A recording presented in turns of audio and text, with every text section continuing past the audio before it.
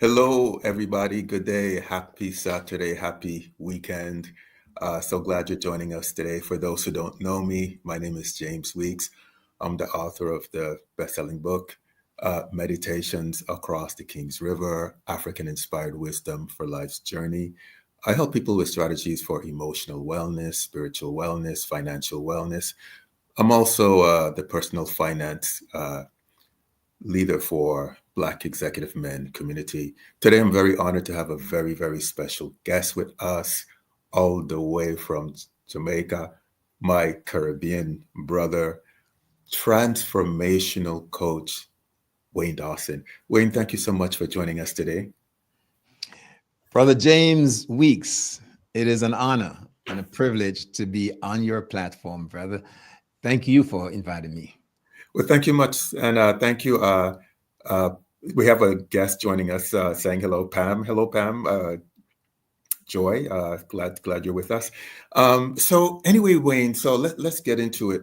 So one of the reasons why I wanted to have you talk to you today is, well, one, you're a transformational coach, um, but we're also in these very rocky times where so much uncertainty, people are stressed out, not knowing what's next.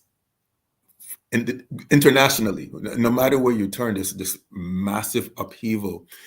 And so you're a coach who speaks about purpose often and living our best lives, but you also talk about your own your own struggles to get to where you are today. On your website, you talk about coming from being broken to being awoken, and you talk about your own struggles with working through uncertainty and depression. Could you walk us through your journey before you get into like the tips for how we can all live a more abundant life? Could you just tell us a little bit about your trajectory as a healer, as a person who loves to empower?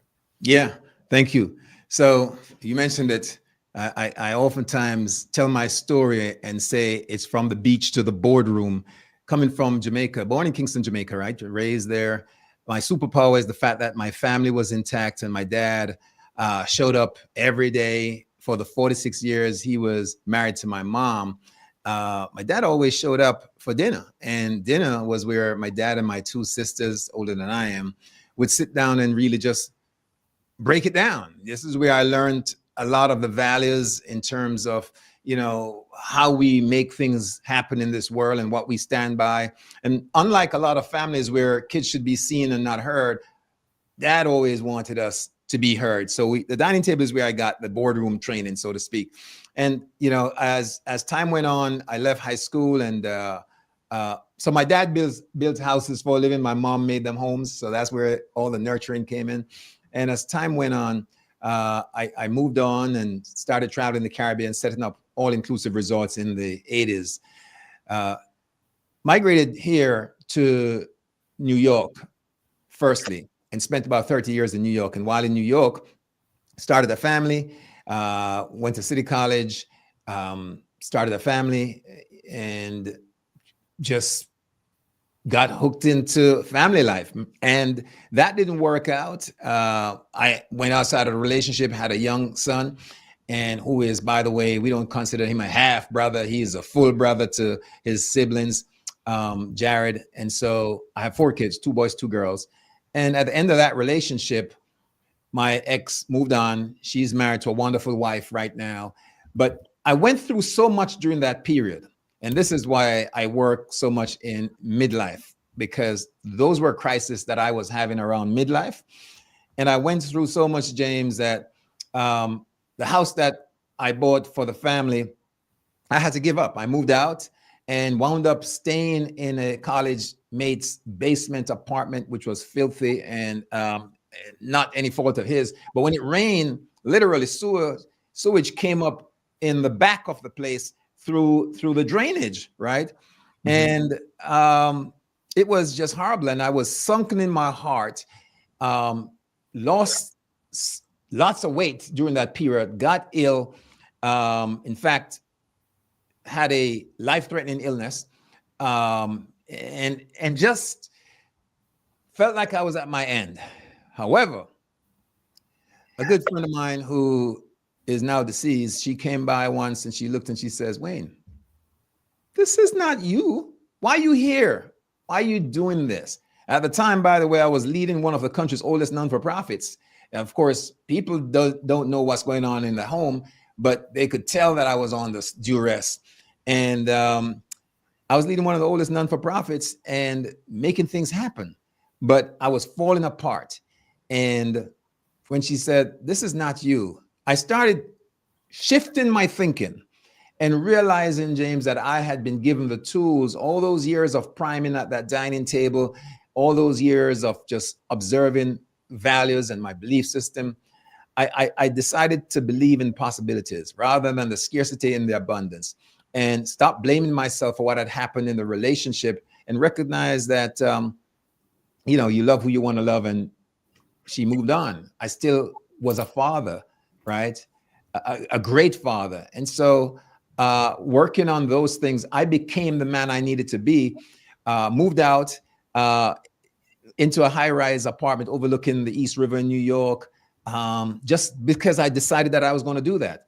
I hustled and grinded, took up some additional jobs, so I was a college professor and just turned things around slowly but surely. The illness, I started treating myself as well as taking the doctor's allopathic remedy, went on some alternative lifestyle ways. And I'm a vegan, but I started being very strict and very disciplined about my health, and gained back the weight and went back to the gym. And James, I'll wind up, but that period of being broken, again, it's because I owned it. I lavished in it. And sometimes we do that, right? Feeling as a victim rather than a victor. And so what I did was just paid attention to what was possible, saw myself differently, changed my belief system about who I was and what was possible for me. And as life would have it, a young lady that I dated in college years before, about 20 years before, we hooked up through the miracles of Facebook. And she had also been through a divorce. And that's my lovely wife right now, Dr. Audrey Dawson. And we hooked up. I made a decision, came to Florida, went into corporate America, making a lot more money than I was in non-for-profit. And I can tell you about that transition too, all because I became the person that I wanted in terms of my future self. And that's the story. So let me ask you this. So when you, again, going back to your website, when you talk about in your darkest moments, you had a breakthrough. What was that darkest moment for you? Well, one of the things that we measure ourselves by, men, is our ability to support our family, our career, our job. And so there was a period where I got fired and I was struggling financially. But more importantly, I think what really brought me down, I was looking at myself and I was struggling in terms of my selfhood, my sense of self. My self-esteem had fallen. I was feeling like I didn't want to get out of the covers. And, New York winters are rough. When the winters happen, I was just a recluse. I just stayed back, didn't get out there. Never got to the place where I thought about hurting myself, but I just didn't show up and show out like I was accustomed to. Avoided being around people. And so during that time frame, James, I had to talk myself into being around people who were positive, the few people who I knew that were always there, who knew the Wayne before, and just project. There's something called looking back, and we oftentimes get feedback when we want to get data to move forward. In my coaching, and the way that I do it, or did it then, is I help people to get feed forward. Feed forward is where, rather than spending time in the past and what didn't work and what was broken, you imagine and have a vision of what it is possible and what could be, and you become that person by creating the habits, being around the people, places, and things that helps to become that person in the future. And that's what I did, James.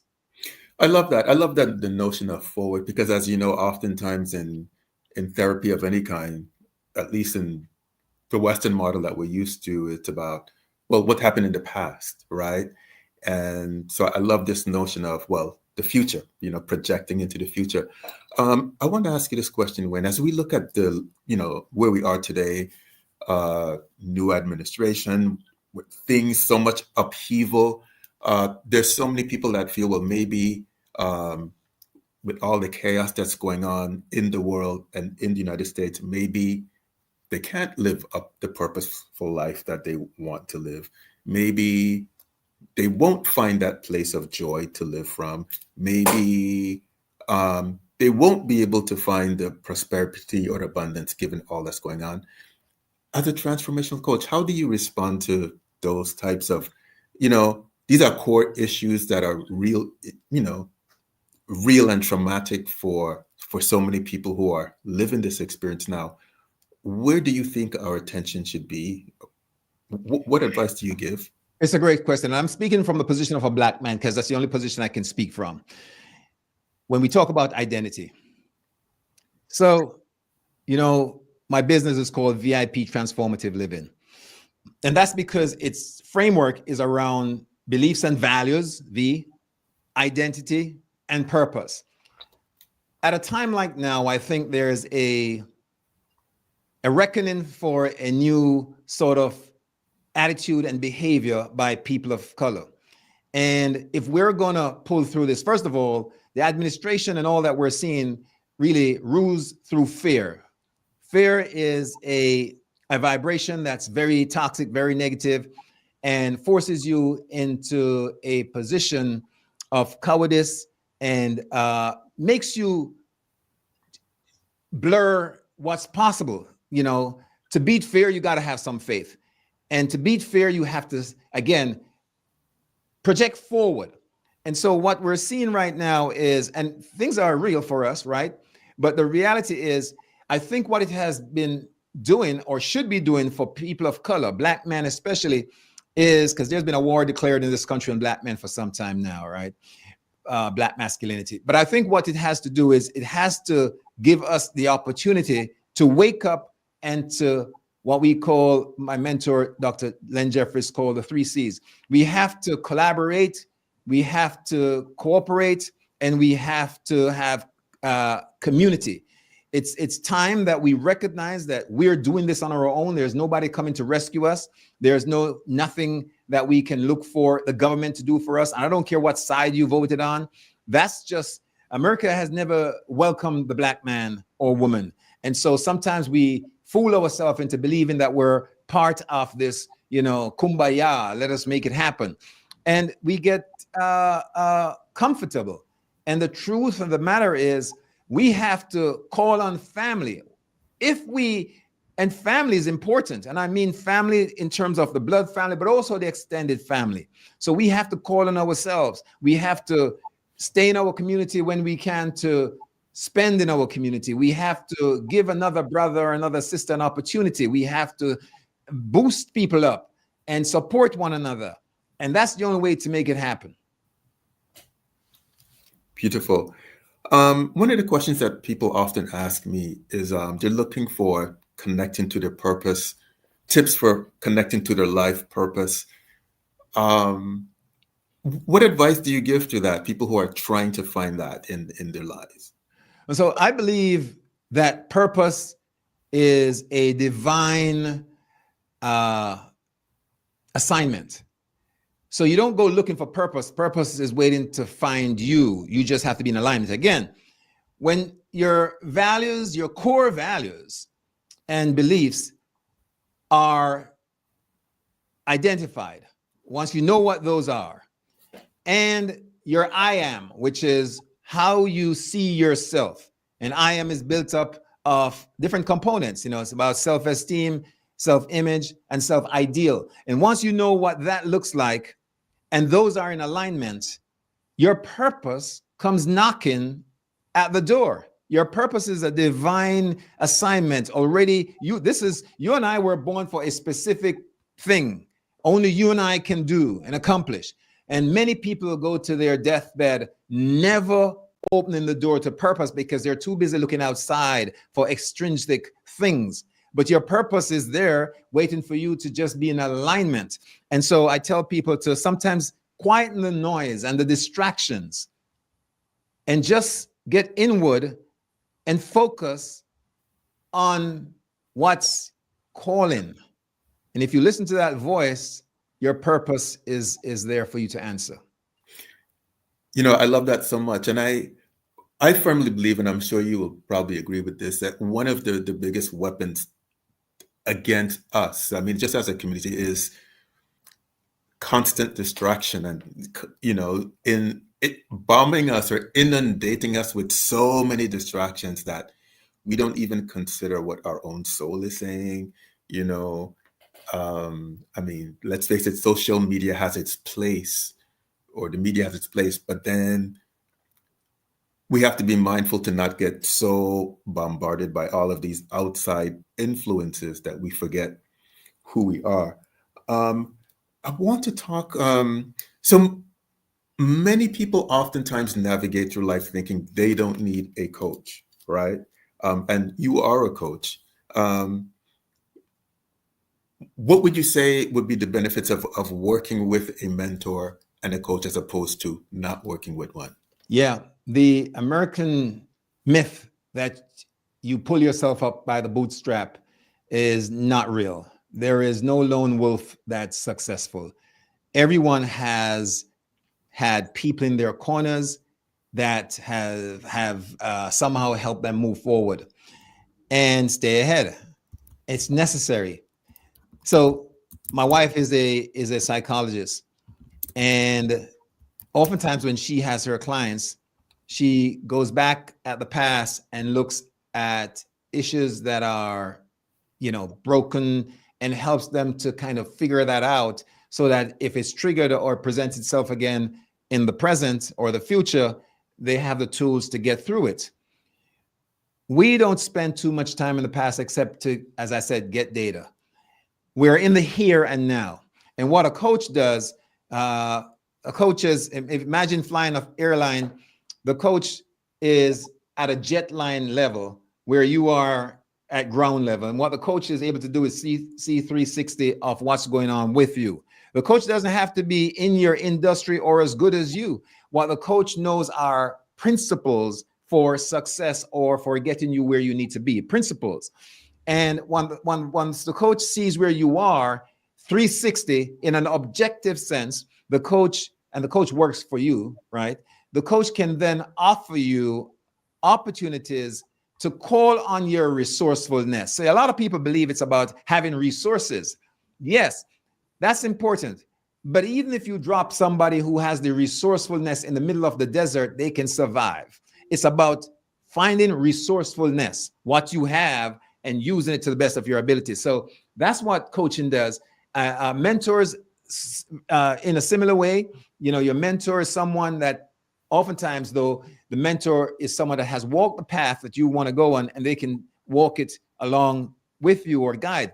And by the way, you don't have to have a real face-to-face mentor or a coach.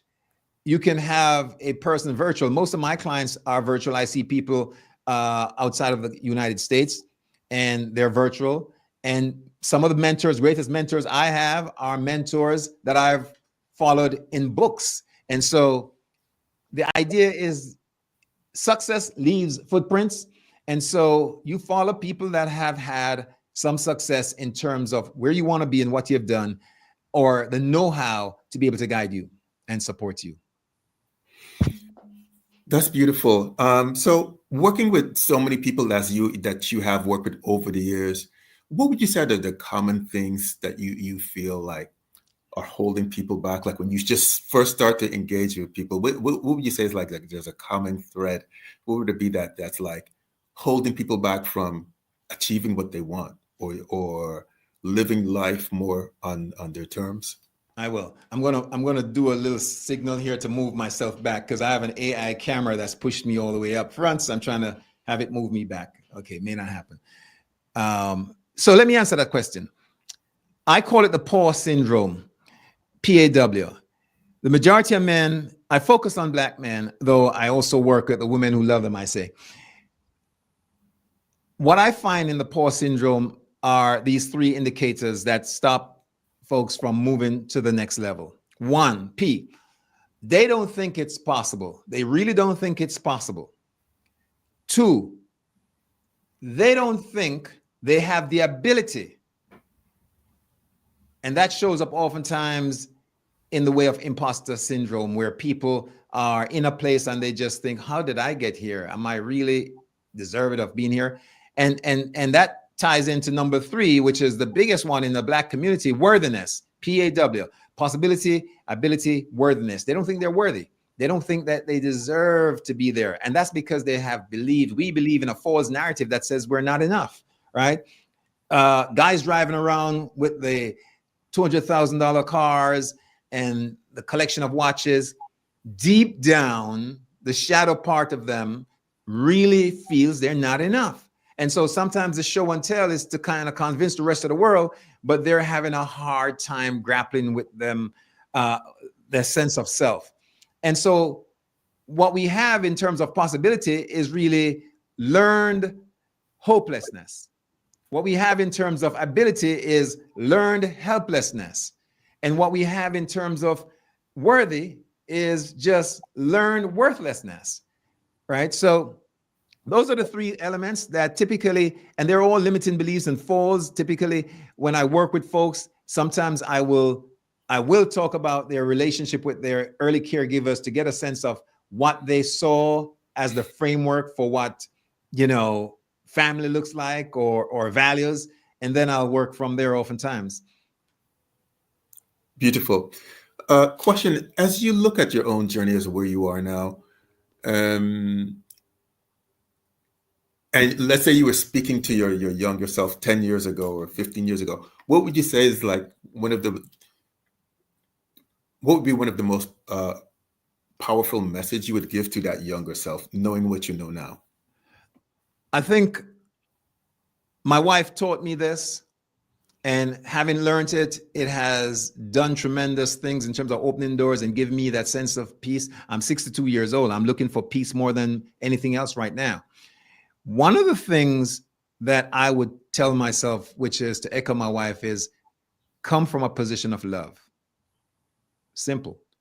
When you act from a position of love, it's always better for the spirit and for the soul, and usually the outcome in everything that you do.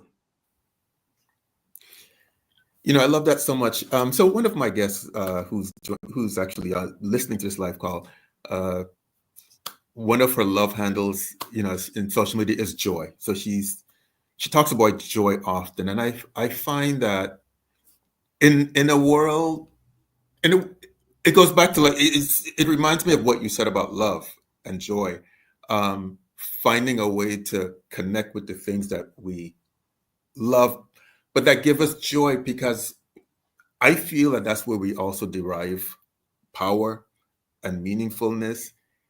And there's no way for us to sustain any battle, I feel, without joy or without love or knowing what it is that we love. What are your thoughts on this? I believe the antithesis to what we're seeing right now, the hate mongering, is love and joy. Yeah, I think it's amazing how you can diffuse someone who comes at you with their isms by just holding back rather than reacting. It throws them off. They don't know how to react to love. I think, and so, one of the first commandments is love God, right, Almighty, and the second is love your neighbor. And I think, irrespective of what your religious persuasion is, if you were to follow those principles, you'd be all right, because then your why would be greater than yourself, right? You'd be serving something greater than yourself. And two, when you meet people, you'll have peace. Now, to me, I would rather, I kid you not, I grew up in a middle class home, did very well in Jamaica. My father, I told you, built houses for a living. And all professionals in my home. And I got to tell you that at this stage, my kids are grown, all four, doing their thing. And I feel I would be happy, especially with what's going on here, to live in a place, hint, hint, I'm headed to Ghana this year, but live in a place where I can truly have joy and peace. Simple things. That's more important to me than the malls and the media hype everywhere and the big cities and so forth. I'm happy to have a small plot of land where I can feed myself and just see real people, shake hands like good old days, good morning, how you doing? That's how I grew up. And so for me, that peace, that joy, I know a lot of people are chasing, the dollars, looking for titles and status. Listen, that's a game, I think, which we all go through. But I think when you get to midlife, you should anyway, start having a reckoning, what I call saging rather than aging, where your lived experience and the knowledge you have gained starts making you have a different sense of priority and hierarchical value system. And so it's still good to money is great and having those things because it gives you more options. But I know so many people that I have worked with that have the money, but they don't have the joy. They have the money, but their family is broken, all torn up. So nobody goes to their deathbed saying, man, I wish I'd put more money in the bank, or I wish I'd worked more hours in the office. It's always about relationships. It's always about feeling a sense of connection. That's so incredible what you say here. And it's because, what you say here is just so powerful and profound. And yet at the same time, it's hard to believe because of the indoctrination, the constant American capitalist indoctrination that, well, the money will bring the joy. And so people think that, well, if they have that, if they have more material success, well, then happiness will follow. And it's not to say that we shouldn't aspire for abundance of wealth. It's not to say that we shouldn't be prosperous, right? Because I think we need to have a level of prosperity and abundance and wealth and all these things. But at the same time, to your point is, yes, but that doesn't equate to happiness. We have to have something else that's filling the soul. So what you said is so profound. We've heard it before in different ways, but yet it's hard to accept, sometimes believe that because of the indoctrination that we all live under. You said indoctrination, and that's what the formal education system is in the West. And a lot of religious dogmas too, right? It's about indoctrination. There is no opportunity to really connect with your free thinking self. People start saying, oh, that's sinful, you can't question anything. But if you have the wherewithal to think for yourself, well, why not use that faculty, right? And pray for discernment then, right? To make sure that you're connecting. I think that there is absolutely nothing. Listen, abundance is our birthright. If you look at nature, the earth really has no scarcities. It is man that has created those. I see from my balcony every day a little lake, right? I'm in Florida, and there are birds coming throughout the day. There are iguanas, there are squirrels, and everybody is eating their fill and going home, right? And nobody's cooking or going to the supermarket. So what I'm saying is, the Most High provides for all, and we usurp it with the full sense of what's important as a people, right? And so what we have adopted here in the West is what my mentor calls the 3 Ds, which is around competition, conflict, and conquest. And the European mentality in terms of living with freedom and abundance are the 3 Ds: death, domination, and destruction. Anywhere they go, it's about death, domination, and destruction. And when I say that, of course, I'm talking as a culture historically, right? I don't mean individuals. My own family looks at United Nations when we all sit down together in terms of mixes and all that and diversity. So, I am not anti-white. I want to be clear in case you have people saying that, but I'm all pro-Black. And so I have to call it for what it is.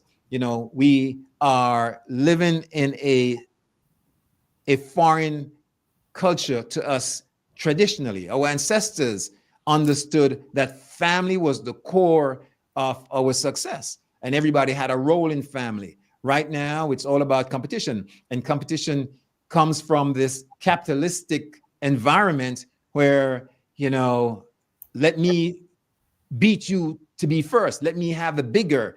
Let me have the faster, more of. And I don't think that's the way to do this.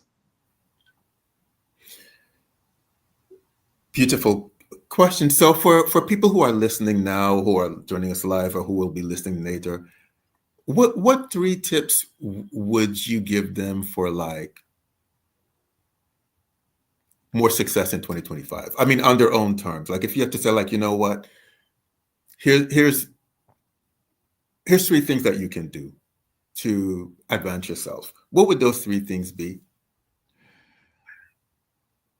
First one, I would say, connect with your ultimate self, your creative faith, whatever faith you have, whether you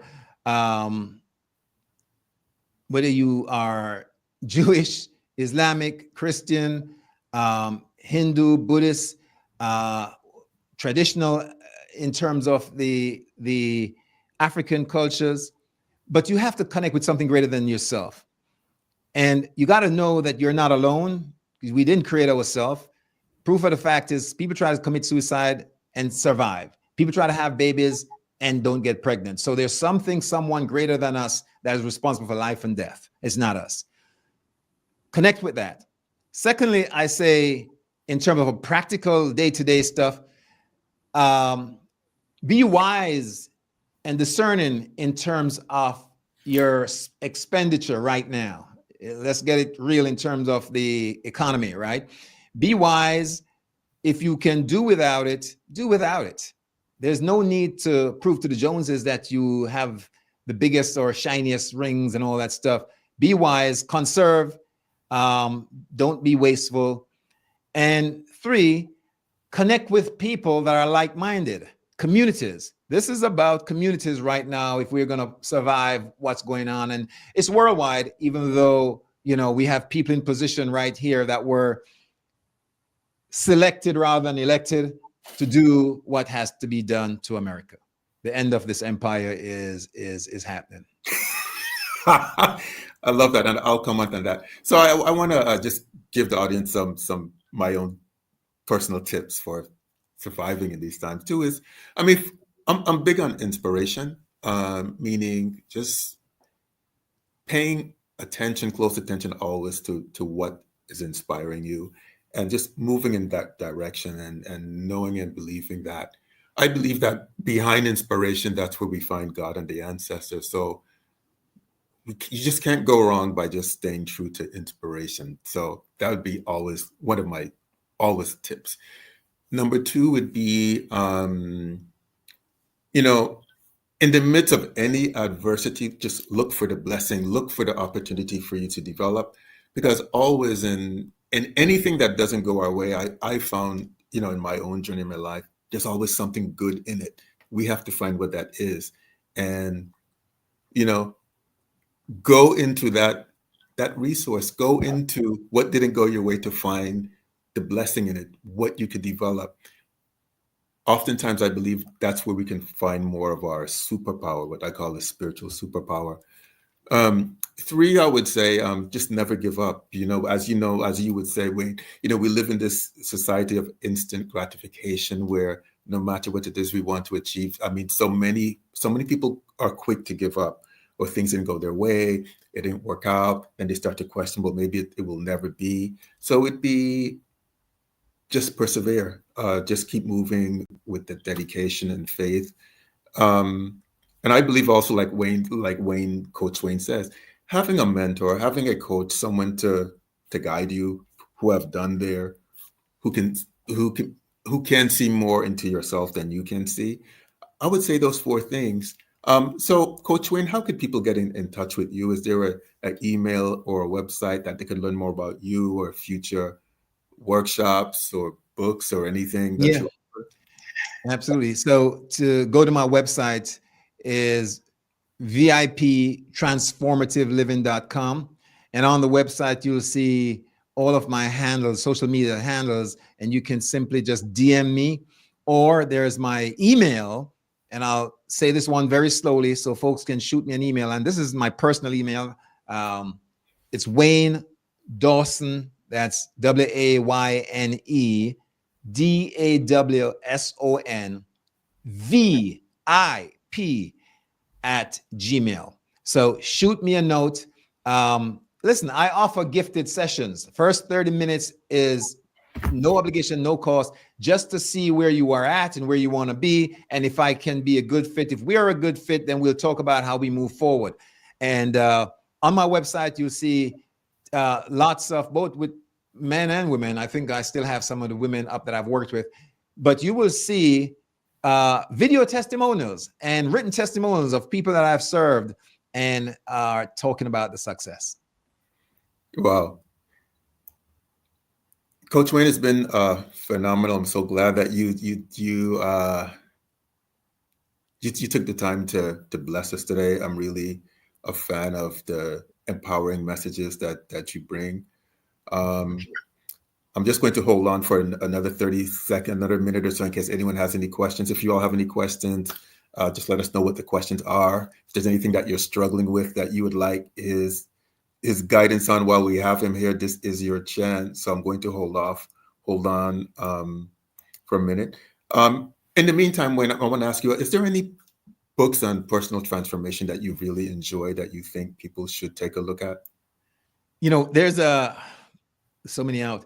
And I wish I'd brought a couple here, but there's Atomic Habits, which helps people in terms of just getting through their day, and Think and Grow Rich, which is an all-time for business bestseller. It's been out maybe 90 years, where over 500 of the world's leading money makers at the time were interviewed or studied over a 20-year period by Napoleon Hill. That's also a good one.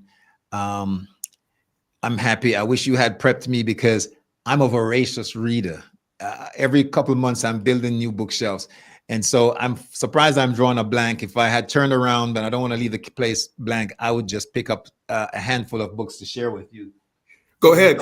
We have a minute. Go ahead. We'll wait. Yes. Okay.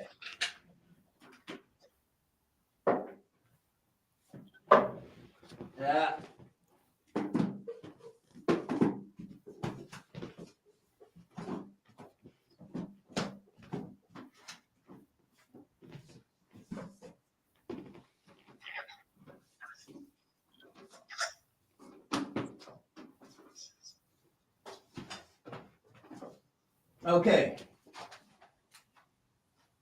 And James, I just bought your latest book. You should mention it. I started looking at it, and that's powerful stuff. I gotta dedicate some time. So before we go, but this one I just mentioned, Atomic Habits, by James Clear, and NLP, which people may not know about, but it's all about using NLP, neurolinguistic programming.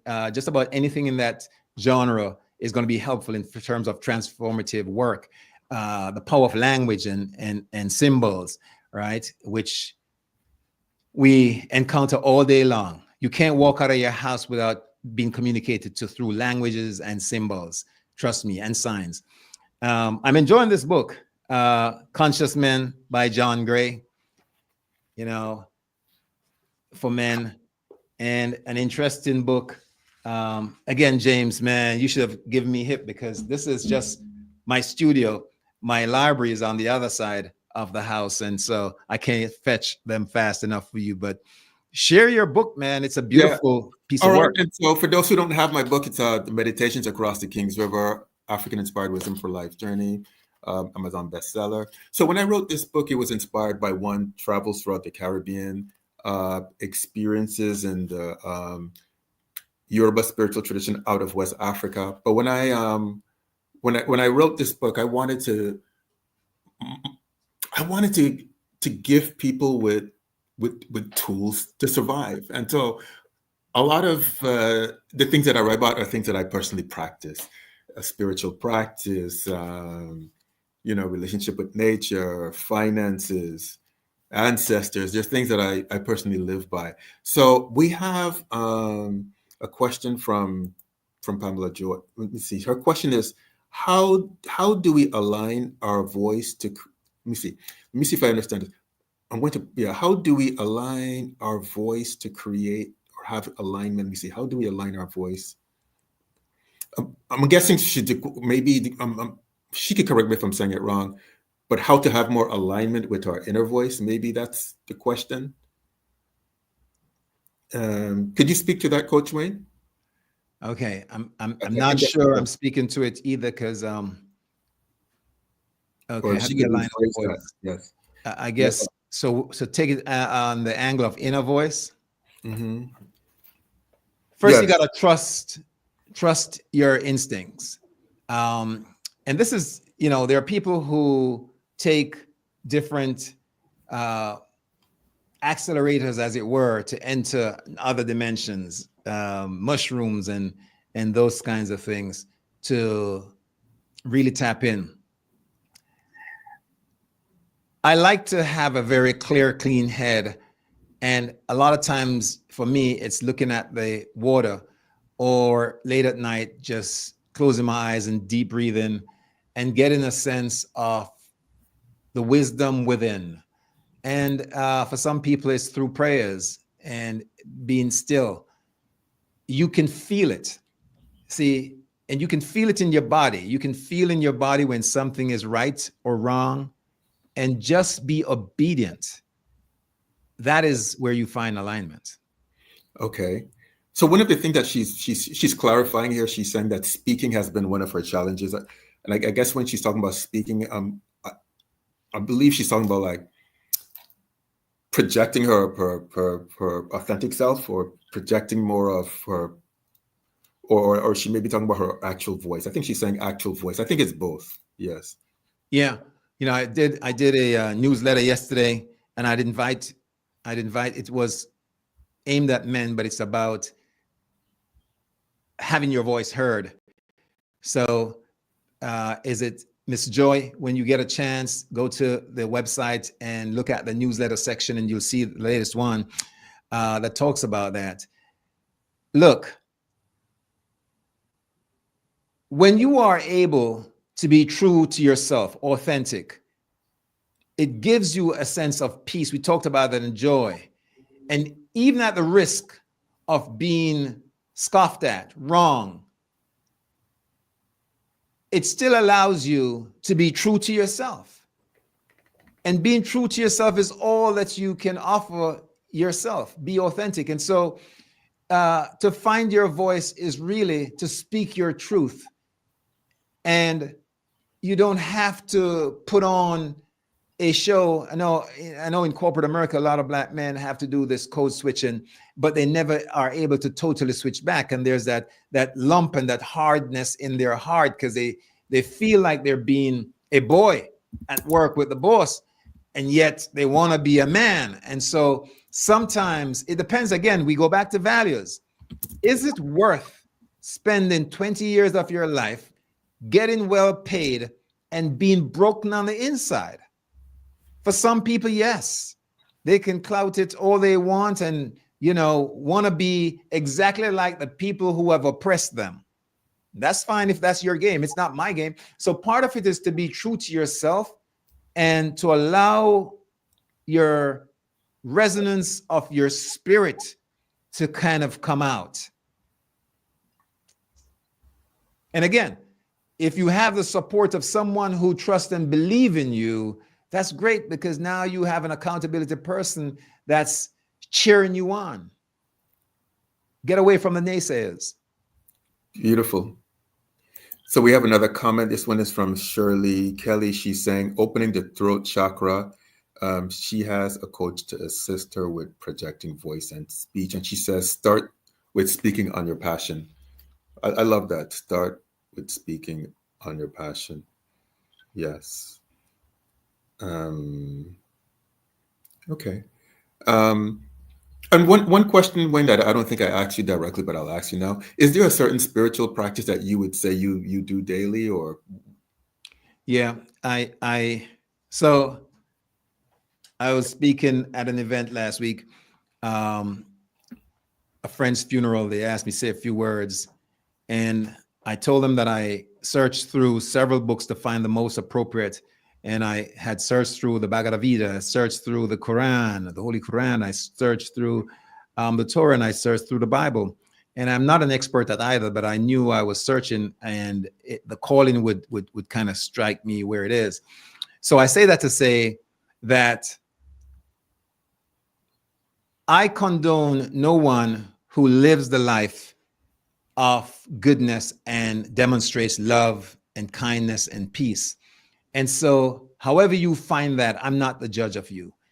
Myself, I practice from a position of love, and I use whatever serves me that supports that. So if I'm reading a text, one of these great books that has been shown to man to guide us, as it were, if that's your belief, if it goes against what I consider goodness, good orderly direction, God, God, if it goes against those principles, I can't. So I like to see myself as spiritual. I have served as a board member in a non-denominational church for several years in the past. But if you ask me, I can go to a mosque, a synagogue, a shrine, a temple, or most importantly, by myself to find my peace and worship. And some people don't understand that and will fight against it. I'm okay with that too. I'm not here to beat people up and to fight them. I love that. All right. Could you tell us again how people can get in touch with you if they want to learn more about your services? Yeah. Easiest way is, so let me start with my email this time. Wayne, Wayne, Dawson, Dawson, VIP @gmail.com. Or want to learn more about all the services that are here, go to the website, which is viptransformativeliving.com. And there you can hook into my LinkedIn, my Facebook, check my newsletters out, have a course out. It's a 10-part video course. And just reach out, DM me, reach out. Doesn't cost anything to have a conversation to see where we are. Thank you so much again for joining us, Coach Wayne. My pleasure. And for those who are listening, whether now or later, I do encourage you to reach out, especially if you've been moved by anything he says. What I find is that, feedback from others also is a two-way street, also inspires us to continue to serve others. So definitely take him up on that offer, reach out, get in touch with him, find out more. He's a man of sincerity, and I know that if you align, he can definitely help you get closer to a life of abundance. Can I say real fast that Yes. One of the things that I started doing a lot more this year is working with couples, because in our community, it's alarming how many relationships are just not whole. And I'm helping couples to understand that first, you got to be whole to have a wholesome relationship. You can't come in broken and expect to have peace and happiness in your relationship. And a lot of people come into relationships and they're saying, oh, it will get better with time. Don't do that, right? You're going to bring a lot of drama and trauma from your toxicity. So I help couples to work on themselves, but also to work with each other. And I've been doing a lot more of that recently. So yes, I work with Black men, but I also work with women who love them. All right. Thank you so much once again. It's been a pleasure, and definitely like to have you on as a guest again in the Thank you, future. sir. All right. Thank you. All right. Appreciate you. Have a good one.